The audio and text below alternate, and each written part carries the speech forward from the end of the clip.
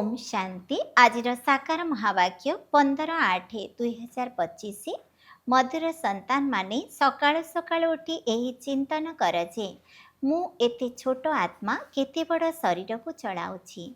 मो आत्मा रे अविनाशी पाठ निर्धार्य होई रहिछि। प्रश्न शिव बाबांकर केउ अभ्यास रहिछि केउटी नाही। उत्तर आत्मा को ज्ञान रत्न रे सजाइबार अभ्यास शिव बाबांकर रहिछि, बाकी शरीर को सजाइबार अभ्यास तांकर नाही। काईकिना बाबा कहउछन्ति मोर तो निजर शरीर नाही, मु एहांकर शरीर जदिओ भड़ारे नेउछि किंतु एही शरीर को सजाइबार काम एही आत्मा निजे करिथाए, मु करे नाही। मु तो सर्वदा अशरीर रहे। धारणा पाई मुख्य सारांश 1 नंबर बाबा जेपरी मिठा सेपरी मिठा होई समस्तଙ୍କୁ सुख देबाकू हेब। कौनसी अकर्तव्य कार्य करिबा अनुचित। उत्तमर उत्तम कल्याणकारी कार्य ही करिबाकू हेब। 2 नंबर मूल्यहीन विनाशी धन पछरे दौड़िबार नाही। पुरुषार्थ करे निजर जीवन को हीरा सदृश करिबा आवश्यक। कौनसी भूल करिबार नाही।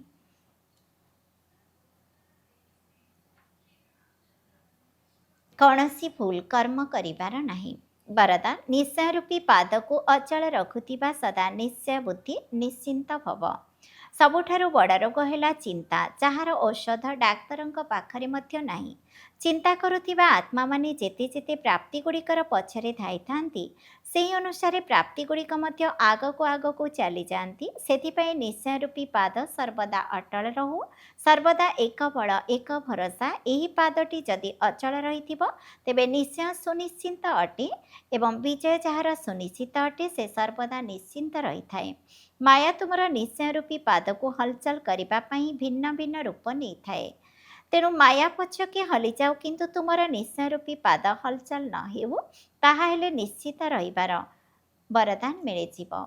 स्लोगान प्रत्येकंकर विशेषता को देख तेबे तुमे मध्य विशेषात्मा होई जीव। अव्यक्त इशारा जदि सहयोगी हेबाकू चाहुछ तेबे परमात्मा स्नेहर अनुभवी हुआ। तुम भली गोप गोपी मानकर चरित्रर गायन हेला बाबांक ठारू सर्वसंबंधर सुख नेबा एवं से सुखरे मग्न रहिबा अथवा सर्वसंबंधर स्नेहरे बुड़ी रहिबा। जेतेबेले केही काहा सहित अति स्नेहरे मिसी थांती सेतेबेले से स्नेह मिलन को कहा जाए जे परस्पर सहित मिसी जाइछंती बा दुई जण मिसी एक होई जाइछंती। तेणु बाबांकर स्नेहरे समाहित होई जिबा अर्थ बाबांकर स्वरूप होई जिबा। ओम शांति।